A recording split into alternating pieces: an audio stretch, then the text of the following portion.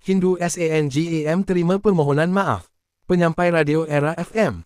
Sebelum kita melangkah jauh, yang belum lagi subscriber, apa kata anda subscriber dan tekan butang loceng untuk notifikasi video selanjutnya?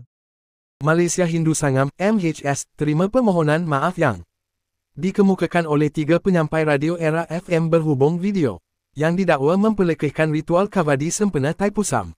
Menurut laporan bernama, Presidennya, T. Genasan berkata, personaliti media dan pencipta kandungan sewajarnya menitip beratkan mengenai kepentingan dalam menjaga sensitiviti keagamaan dan budaya. Kejadian seperti ini tidak boleh diambil mudah kerana ia mengancam keharmonian dan rasa saling menghormati yang menjadi asas kepada masyarakat majmuk di Malaysia. Insiden ini seharusnya menjadi pengajaran kepada semua rakyat Malaysia mengenai kepentingan untuk menghormati semua agama dan budaya.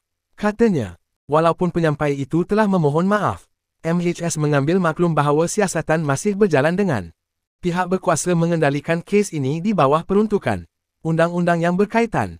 MHS menggesa pihak berkuasa untuk mengambil tindakan sewajarnya bagi memastikan insiden seperti ini tidak berulang.